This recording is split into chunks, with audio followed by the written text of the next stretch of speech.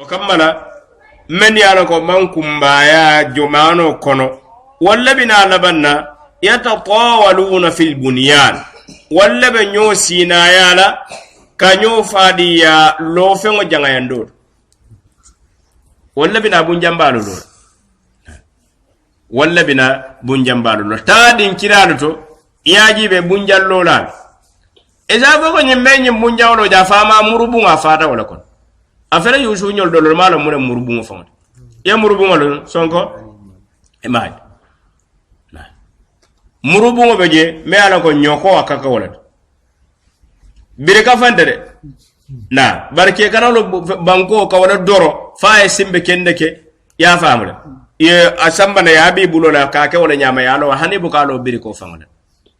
ayeke murubungo de nyantambu murubungo me ala ko nyantango la kam bare sa radingo ama mare ko da mu nyimbu jambare de na yatatawaluna fil bunyan qala umar ibn khattab nyin ko thumma talaqa wa qala nyin karna na dawutule kata fala bisru maliyan na tasabati ni wati janna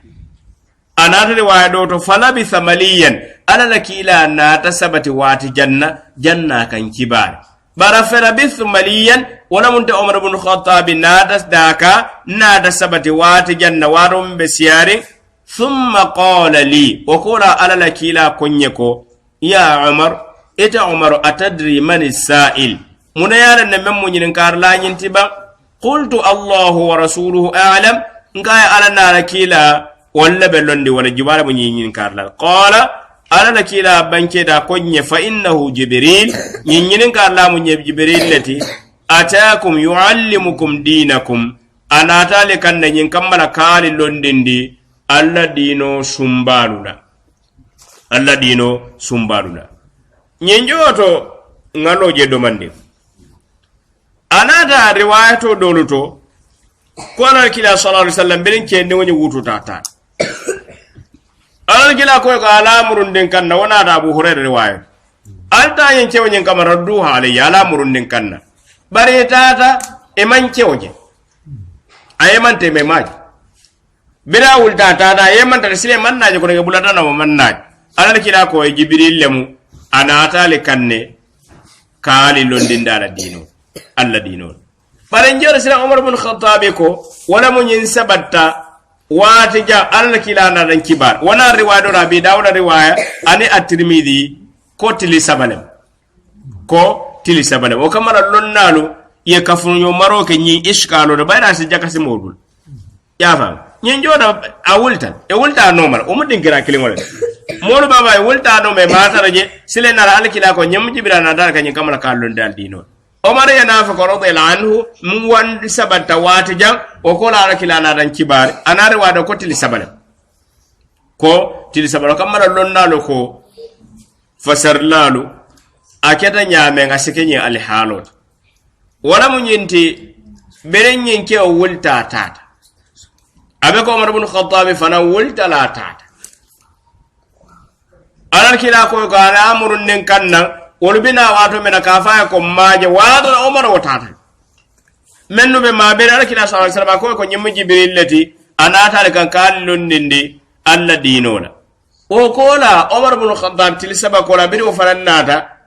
o anata fo fane ko nyimmi Jibril lati ko cewonyin Jibril lemu mennata kan kallon nindi alla dino sungola watil sabonyin kola ni haditho apalaso manzilatul hadith lonnado ibn daqiq al-eid afananyin kidabo nyin fasari akonyin kitan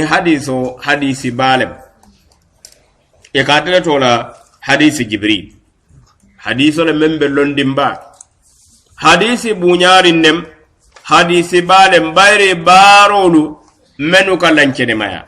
waran barolu menu be nukunden sondomo la barolu tafundir fengolu to nye hadiso ya mumo bele fudi fo hadiso amam muslime ya fudi ba aya fudi limane ya fudi kalima ne ya fana alki amasangola ayolu mumo bele fudi ako sariyango londo mumela bebe murunding ñi hadiso kan ada mumela be farata ñi hadiso le kam bayri sunno londo ñi hadiso ya mumo bele kafu ñoma bara dino bele kafu ñoma jibe hadiso bandula ay mona faje jibril le munyinda nata le kan kalun dindi alla dino oro dino sumbabe be ñi hadiso konon ako kambara ñi hadiso abe ko sunno e balem ko suratul fatiha to la nyame ummul qur'an asijari moy ñi hadiso dara sunna fente fo hadiso e kafnyo maroka o kambala woto an-Nawawi akanyeta la kere loto ka hadiso le samar men yaron ko hadiso le muti men ye ku kumbalu dino ala lasili balu ya mume o be kafnyo man lonna do ibn Rajab wo fana nyemfo akonyi mu hadisi bu nyaare mbalet a hadiso la kuo kabun ngamela le ibn Rajab nyillo na ako karudino mumela be ka fatam fansa ye hadiso ya bele kafunyo o kamare maje hadiso bandula alala kila ka fa hadha jibrilu ataakum yuallimukum dinakum an-Nawawi wo fanan ko salan ko nyi hadiso de londo sifa anil lom fe a bele kafunyo manin daje ko o kambala muslime ya sungole mu nyi hadiso muslime ya sungole mu nyi hadiso hadiso nyin kachata nin muslime ya bari nyin karla nya arkila nyin ka munemu muslime ya lonna ko nin ko al-islam anin al-istislam arabu kanto wala malin qiyad kefan kolom ka sorenda alam bari sariyango to wala munyinti famma jiyo anim fankolongo ala la sariyango nyin no mo nyinto ala la nabiyo mo ne menna da kallajume wala kabara la wala mu musliman ala la kilani menna da heso ngala kabara la wala mu musliman ne wakata do saja imari yeno nyin sitanka adun kola waran kujawlu mu mela besi bote marila karo ni hadiso nyin kono ala kila sallallahu alaihi wasallam sila hadiso nyin dabe ko ngani men faral islam arabu kan wala karo wala ngawala foto ba nin ka ara ko sariya wala karo la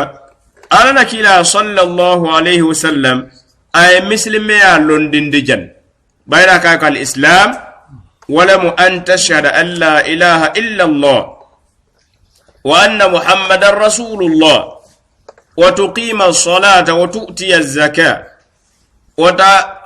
وتصوم رمضان وتحج البيت إن استطعت إليه سبيلا إذا نلتو لا مسلم يالا تنكون سيدي يافلو سالولوندو جاكو ديو أنينكا سنكارو سن أنينكا هجي نا وكما مسلم يالا تنكون جلم مسلمة تنكم مجلتي تنكم لولو نا تنكم دونين ولا منتي نعم سيدي فلو لا شهادتان نعم سيدي فلو ولا منتي كسيدي على أنك سيدي على كلا صلى الله عليه وسلم تنكم فلان جاو سلا وبيمو تنكم كلنتي tunkun fulan jawo kasalo londi tunkun saban jawo kajako di tunkun nani jawo kasunkaro sun tunkun lulun jawo kata hejol o kamara kila sallallahu alaihi wasallam ne nyulu jibe abe ka ay muslime ya londende fennele me ya ko sufolu la barole khalas wabaro nyin kali yalo nyamen muslime ala sariyawlu baro be talari nyin talada sabolele emma yake baro te me ala ko jato la barole jato damma wara yake nafulo damma le kado kundige wara yake nafulo nin jato bele kado kundige ورسلم نواجيب نافلوكا دو كندي بارو منتو نينتون لكونا ولم بارا جماعتي nafulo doron naka do kundije jako jako nyin nafulo le ka do kundi woro kambara mu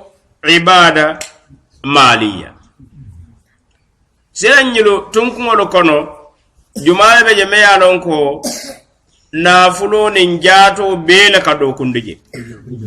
wa mu hijole nafulo ka bondije jato fananka do ko keje membe dendim jaato la do kuwala imma yake nengonin sufolu bele kama manje nen fara mu sufo doronnati bar imma yake nengola do kuwo beje wara yake nengonin sufolu beye mamanje nengola do kuwo bintole ashhadata sede afulu o ka fo nengolen na o kafo nengona oto fana mubarole na bare nengone sufolo be ka mamma mento membe ko salo be nyame nengote da bento sufolo do na ka mammanje wala munti sungo na jaato sufolo ka mammam woto baramanke nengo wala kasum o kammala nyinjoto alakira sallallahu alaihi wasallam ay muslime ya londi nin sufo la baro le mem fanan kadara lankire mari emma ke fofengoti wara ke baro ka sede ya fulofo o mu ne wala baro le salo nin sungo o mu jaato la do kuret ne o fanan na baro be salo na fulo ka jako bondi o mu baro te me ala ko na fulo baro le mu hejo omu jaato ni nafulo mu mobela do kule bani njoto anakina sallallahu alaihi wasallam anyulu men fo misle me adanda nyulu doron neraba jabiro menti anyulu fo bayre nyulu mu sumbalu let bar ne wonda ko be fe ne kara ko wajibo le mu men ka bara sufola imma ke fo fende waran jaato amu mela be dun taje bar ko misal ve salole mba wara wotanolo ayol fo lumul la silibal let men yala ko nyimbara to malu katara lore wolu kan mosi nyin karo keno muna mu dalilo ti wata nimmoyo dalilo beje alakila sallallahu alaihi wasallam akal muslimu man salima al muslimuna min lisanihi wa yadihi muslimu akamallingo wala me yala ko muslimu lo ki sada ne wala mantoro ma ana bulo la mantoro ana bulo la mantoro anen wa temolu tinyala la temolu kajafila la temolu khasar la abulo fana temolu mantora la o do manke saloti ado manke sungo fanante ada manke jakol boro kammala bal yulu fanan bebe muslime ya kon bal hanaka haramu ku fa tuje o fanan be muslime ya kon alkina sallallahu alaihi wasallam ako min husni islam al mar'i tarkuhu ma la ya'nihi nyimbo muslimo wala muslime ya nyinya to ay fa ngoto jame ya ka fenta karata mento bera ada bondije kute mento emari kane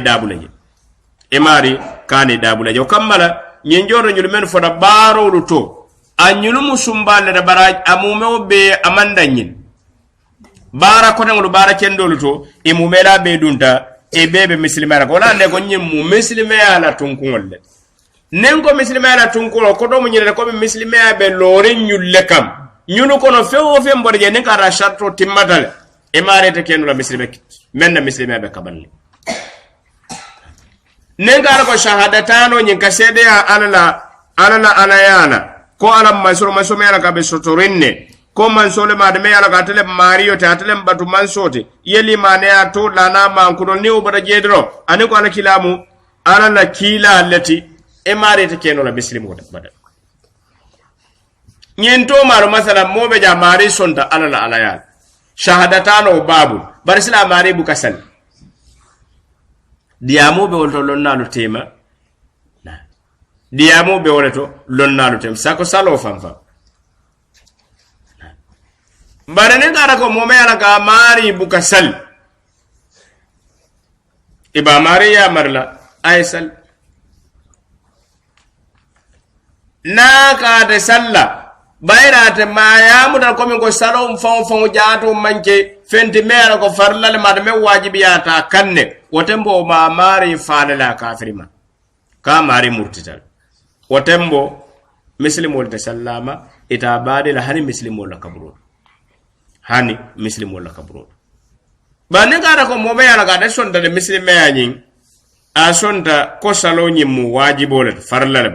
bare kata ko nde yala ya bali salola diyamoɓe wolto lonnalo tema fo maari kafirole matibam waram kafirin tati bari membo ka salike e maari si lakosi banafasi warane lonnalo ko sahibolu ko e ko nite mo e dino kono me yana ko saltaye sahibolu ko barata je barolo kono kambenje ko ma tuje o kafiriyate fana ma salol sahibol tarta komi o kumo ka fola ma fangol na nyin kuma do nyi hana ma gasa ay boluti o kaf nite moye dino kono salte mey hadithu nyin kono ala kila sallallahu alaihi wasallam ya nyin ka limane ya fanan ya nyin ka limane ya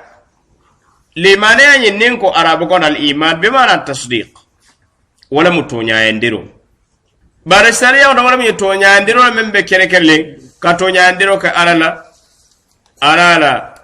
kila rakila sallallahu alaihi wasallam aninka tonyandiro ka alala malaikulu la lakhira lungola ni wotanolu menu mulimania la tunkungoluti menu mulimania la tunkungoluti ni haditho kono membe mbulujam alal kila sallallahu alaihi wasallam ya alimania londende fengol men ya ko tafundiri fengol le membe nukundi bare bara lankene bare ngolu abali mania fasari waraja ni hadithu tamalli manaya fasari wala ja wonyona da ala kitabo to ala ko amana ar-rasulu bima unzila ilayhi min rabbih wal mu'minun kullun amana billahi wa malaikatihi wa kutubihi wa rusulihi na ala kila alimanaya ta fengola menjinde takam kabo mario mafan anil limanaya mulu nyulumumela be limanaya ta ala la nala malaiko la nala kitabulu anala kilariyamul bari ahlus sunnati wal jamaa ibe lorim men ka wala mo limane ya manke tafundiro dam matide bari limane ya fo kanwalem limane ya baro ni nganiyo mem mutafundiro sondomo kono limane ya nyimume obe kafule o kamala hane baro lu fanambe limane ya koto kono baro ولا نيس فسر لادو للنالو ولا عصر إن الإنسان لفي خسر إلا الذين آمنوا وعملوا الصالحات يقول نجود إلا الذين آمنوا برانا رفوا وعملوا الصالحات عملوا الصالحات فانفوا جاروا بآمنوا كنل بارا نيما كيو وفنان بالإيمان ياركون وفنان بالإيمان ياركون أرى صلى الله عليه وسلم عبد القيس دلجيسونا نولنا كنا على الكلاكا beri fura kila sallallahu alaihi wasallam ko ko mbari limane yana kunanina o kunano lu kono ako ko ali limane ya ala la damma anada fo atadiruna mal iman munaliyana mun limane yati al imanu shahadatu an la ilaha illa allah wa iqamu salati wa ita'u zakati wa sawmu ramadan wa an tu'tu min al maghnam al khums yijibe ala kila sallallahu alaihi wasallam nyimbe sahih bukhari ala kila ko monaliyana muna limaniya wala mukalimaniya ko badu mansa masuro tonya kana manki alati anenka salo londi anenka jakodi anenka sunkaro sun anen kele nafulo nyinto ale mesoro kele nafulo khumuso nyale na odi ala kila kele nafulo nyinto nyinjora jibe limaniya ma londinde baro laba londinde baro kamara lonnalu diyamuta mune mulimaniya ni muslimaya tema fato mune mu tema fato o kamala lonnalu membe ko ibn rajab ako ka fatandiro keno limaniya ni muslimaya tema kalo londindiro to koma kolea bayre muslimaya nyinto baro ka dum muslimi akon alkila sallallahu alaihi wasallam njodo ne ala tarifo jibe abeka men dun jaay baro do ron dun muslimi akoto baramo dun limane ya bari ninka da ko ye jibe ate bayila fosi aslo faham ese qaida faham tunko faham folo nyen kambala kane bono nyot o tunko nyen wala silo wala munyente to do lubeje e kala mennu kunto akoto akafanude ninka da ko ya kilimfo adam male beje bar ninka da ko todo na kitabala menna te mankiliya o tembo ate koto dolu akayitaro ke wala o todo men na kitabala ala koto mennu tutaje o fana yitaro ke wala yen ko mo fahamon koleya ay misalo sambana misale fe arabu ko do faqiro be je miskino be je al faqir wal miskin ñunu man kanya na e man kanya lon na la ganyo sabu mana fuaro ni miskino jumale fisata jumale fisata jumale dawlu ba fa la fuaro wala fisata miskino do ba fa miskino wala fisata al muhimu badne ka ko kuma al faqir fuaro do na forje miskino man foje o jodo miskino da dum daji e be mo hata jintu wala banen ka ko fuaro ni miskino mumela be fotale inma sadaqatu lil fuqara'i wal masakin ojoto fuaro koto aba fayya miskino koto aba fayya ya kenyaje o kammala nyinjora kili wokeli nyurbe mo hataji do bari la hataji tu ya nyaman kanyan bari silan ne kare ko kuma da ko al faqir fuaro hanin dol fawla karola miskini mo fuare mo abedam ni fuaro dam mafo ni ko miskino fana yew dam male fo fuaro ni miskino be dunda bar silan ni ngebe sambara nguma da fuaro ni miskino wodo be mennula ya famre fuaro ba faye wala me ala ko nyimbala ba ko na ni nya miskino ni men nyimbala ma ko nyin limane ya fana ning muslime ya fana be wala nya nen ka ko muslime ya damale fota jabulan cancan taje wotembo limane ya dunta konole nen ka ko limane ya damale fota faram muslime ya manfoje ay muslime ya bele kumbam abe dunta kono wala na nyinjora jibe nyi haditho kono membe mbuluja ay muna faja الإسلام أن تشهد لا إله إلا الله وأن محمد رسول الله وتقيم الصلاة وتؤتي الزكاة وتصوم رمضان وتحج البيت إن استطاع إليه سبيل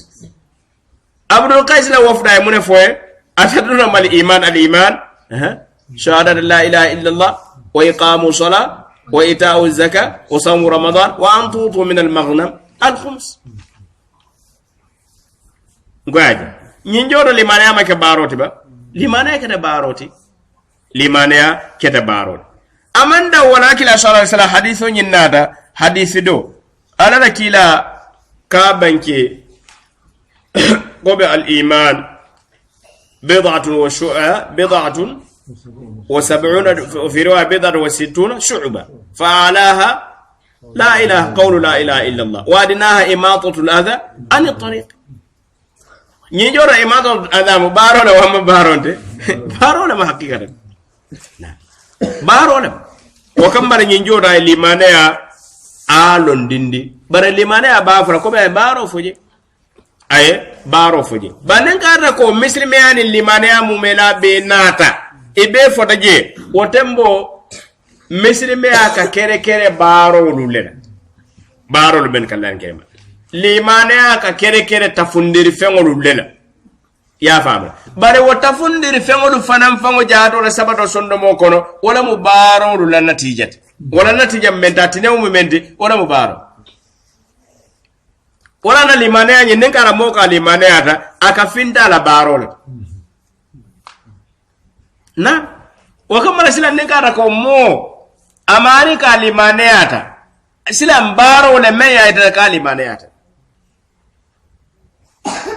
ya famu o kammala baro le kalimane ya toñayendi baro le ka limane ya toñayendi bande kara ko nyur fulam be fota o kambala ko me limane ya kata dendi menna baake wala mutafundiri fegol muslima ya tara dendi menna baake wayeke baro wala ne maja ala ko kitabo nyin kon qalat al arab amanna qul lam tu'minu walakin qulu aslamna ولما يدخل الإيمان في قلوبكم بيكون لمن أكو أعرفهم مسلمين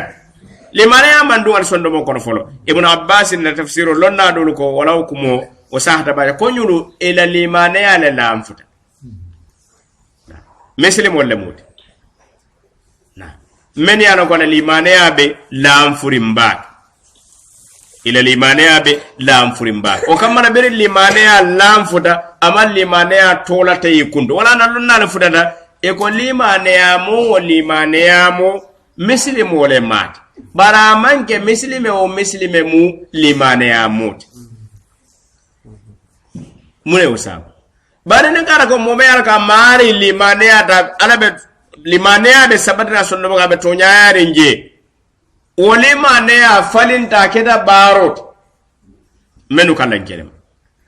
sira nyen limane ya mole mate bayre tafundir sahare ngo beje tan fundir tonya ma beje sabata ngo beje misli mole mate barol fela kasal akasum aka jakobo aka hejoke ay hejo ka ko ke bara ko ngol wor sira mole mate limane ya mole mate misli mole mate bari si mo ja mare ka bado ka kasal aka sum aka jako bonde aka hejoke aka jihadoke aka badi ya choko bari nyaaw nafiki aka mardo nafiko wala mati amalli mane afen ya famu o kamara mari bayra shahadata na yofo aka sala aka sum mune mari muslimo wala mati balli mari ya mole mari hani bayra ala tafandiro man sabat ala tafandiro man sa o kamara limane ya mo muslimo wala mati bara manke muslime mu limane ya mole mu limane ya mo kamara ngamira nga fato fahmu teman na o kamala imam nyine mu tema fato niye limane ya jibe ahlus sunna wal jamaa ko baro fanambe limane ya le kon modol so daja kafodo ko menu filta wali amra ko limane ya mutafundiro do baranyi baro mandu kon bare wo man sah wa dalilu be qur'ano ko men kayda ko limane ya nyin baro ka dunga kon alako innamal mu'minuna alladhina idha dhukira Allah wajilat qulubuhum wa idha tuliyat alayhim ayatu zadatuhum imanan wa ala rabbihim yatawakkalun tawakkulu baro la waran baronde nam nyilli mana nyinjora kalimane amullu aka walla banku to fata amanda wal alladhina yuqimuna as-salata wa mimma razaqnahum yunfiqun ulaika humul mu'minuna haqqan urusila jibe baronde ba ndambira hadithul abdul qais wafd abdul qais o kayita de woro limane ya baro ka dunga konon limane ya nyin baro ka dunga konon manke limane ya nyin o mu sondo modoron na baro hani bari bara ko tangolu wajibar almene wajibiyande ko fananka dunga konon ndambira hadithu mem fanana imatatul adha la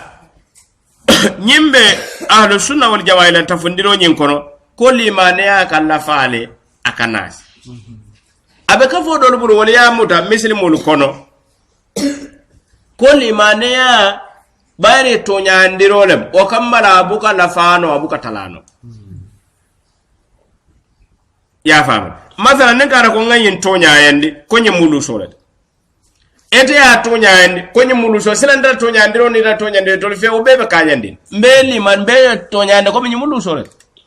o kamara to liaje ko komi limane amada matunya ndirole o kamara limane abuka na fabuka tala motane mo buka tabuka nyoda bare ahlus sunna wal jamaa wonu ko limane anyin akalla fale limane akanna sifana elam nyemula dalido doti ala ko liyazdadu imana ma imanihi nyin kabare silafa limana kakafula limane ya ko limane akalla fale ko mara ma kala fa wona ka tala faran alaka wazidnahum huda nyela fa kandola wala mulimanati wa yazidu Allahu alladhina hatadaw huda mulmen kandala alaka ila fa kandola wala mulimanati wala mulimanara kamala mada man nafaro kasoto warasila nama nafa wata nasira talata atalata o kamala limane hannen kara kon ko tonya ndiro lemu bari o ko ro man kayinde o tonya ndiro fanan kakamale menna wala mu yamare ko wol kew wala ka tonya ende limane aka wara sondomo ko nya baro fanan ka siyawne ya kamala baro wala ka limane ala waro yitande wala ka limane ala nafaida limane aka nafawol baro la tala ala soko la siya wala mu limane ala nasoti wala mu limane ala la nafu na lele la amfo kamala limane ya akalla fale adu limane ya fanan katalan molu fanan ka nyoda limane ya to yana ne ko tonya ndiro misalo jibe nyimbe mudandoro nde tonya ite ko lusora muyindi ya tonya ndede fana sila ko farata je bad limane ya haqiqatan hannen tonya ndiro sondo bari molu ka nyoda nje limane ya bari dota kala fa dota ka nasile o kamala membe ko siddiqunol alay men fo qur'ano nyin kono fo mo be ko kolu men ya lon ko ada kununde be ko nyaabe tilinde ngala o do manje ko tanolu abadan oranna lonnal tante kanyim fo hali saibol ko kobe abubakar mali saban ka fo kala salol siyada wala la sungol siyata bara hali saban men na yamuru da menna bi shay'in waqara fi sadrihi fennemu men sabata sondo molako wala mulimane ya ولما سبب كملا اي مولو دول ابن عمر يا جين كامنا سايبولو دو على كلا صلى الله عليه وسلم سايبولو فوق جل لبم على كلا النبي موني ابن عمر اكو نعم والايمان في قلوبهم اعظم من الجبل ikajele la bari wonyanya limane sondomo kon wala warta tambida hana bere konkol hani bere konkol kamala hakikanan molu kanyodam limane ya nyintole do ta sala lamfring دوتا سترى كمال والعلم عند الله na den kara ko moye nyin kara wala man jabam ni hadithu nyinto pare fo insha Allah fo na wala na la be dinna kar bundal be jamen yara ko kono fanuta membe den del qada wal qadar ane membe den ning alkiyama sangola ko nyaani na insha Allah na wala na la be idinillah o ben si wala ko bayda wal ma fansun wala la tibi idinillah nemme ñinin kar sudun so inshallah wala dina wa ba ko to wanda na mo wala ko sa annabi on do ne to fu ya ko sallallahu alaihi wasallam na dan da mo wala ka alaihi wasallam kuma ne kila ya sallallahu alaihi wasallam so malo fu ko do statement na o ba ka ñinin karo ka menna wala nen kara ko iya ako atulo dal ta bena wala mi ñinde annabi kilare mo ko ni fo ko be ka alaihi salatu wassalam bara ala annabi mo ko be ka fo sallallahu alaihi wasallam jabiro medde wala mi ñinde ko me ñin kilare amul fanam membe ko ibrahim sallallahu alaihi wasallam isafono membe ko musa isafono sallallahu alaihi wasallam membe ko isa ni tanolu kilare amul kono ni to fo safono le sallallahu alaihi wasallam na ha sallallahu alaihi wasallam ha ibrahim kuna to singa atana fo singa na ko ba kanyene garo ko mena wala mu alakila sallallahu alaihi wasallam membe ko be hadiso karankan na to foda sinya kilin e ko sallallahu alaihi wasallam fa to fo ko tangolu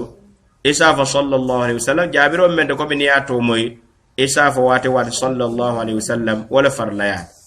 na bar ko misale fe le wala nyinyata bar ko misale fe fa be kra wajibo le tibam ko ma to sein kan da wati ko mi ka salama hannen diamu be woto bare asifisa ya to moy wati iye salama bare alakira sallallahu alaihi wasallam ko momen bulo jatal kono wala mu yento banki membata amari man salim bar lon na rafata ko misale fe salo fan masalo nyi ko be misale fe abe kala wajiboti mon ka ko be dol ko be siyo ko hanna be sinya kele nete o be kele kunna mari farlote lon na doli o ko moni fo kamala ni ya to mai wati si salama sallallahu alaihi wasallam na maro fa jina kar ga jawo sigal la ba insha Allah ko na kom da jirul la nani kuma kana kila sallallahu alaihi wasallam ka sabu kila ka bo da dina ka karan da ladino fo nyin kola fo ina na yajere ba nyin kola na mo jodo fana ko be han science o fana buran na wala na la kon na alakila sallallahu alaihi wasallam bayra fil malaiko nyin na ta kan malaiko kanna ala la kila kan nyadi le wahayo kaji ala la kila kan nyadi la sifalu inshallah ko minna wala nala nsi wo faram bulaw ala kila sallallahu alaihi wasallam fere malaiko nata kanja nyenjoro bana nata ka hada mari sawrol o kamala jibril na ala kila kan kuma kana ka sifa jumal fo ala kila nana jere ba malaika ma anana jere ban ko be nana ta kan fara kana ka hada mari sawrola ya famu ali halul to fara inshallah nsi wo faram bula na wala nala nyinto wahayo kaji ala kila kan nyadi la sifalu la o fana sibura na wala nala ko inshallah bayra jini garo nyi jabiro ko no fana tala na ما بلغ الله إن شاء الله سبحانه وتعالى إن شاء الله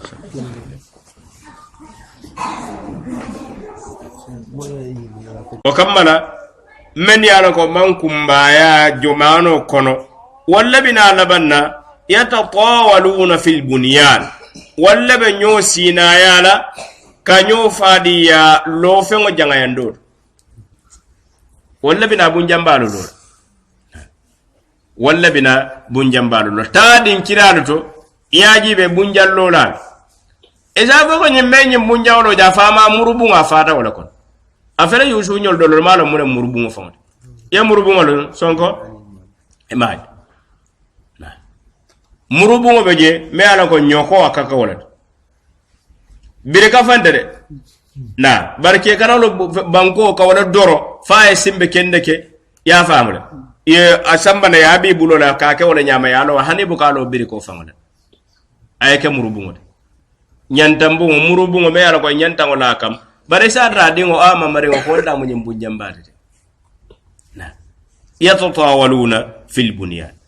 qala umar ibn khattab nyin ko thumma talaqa wa qura yin karna na dawutule kata fala bisru maliyan na tasabati ni wati janna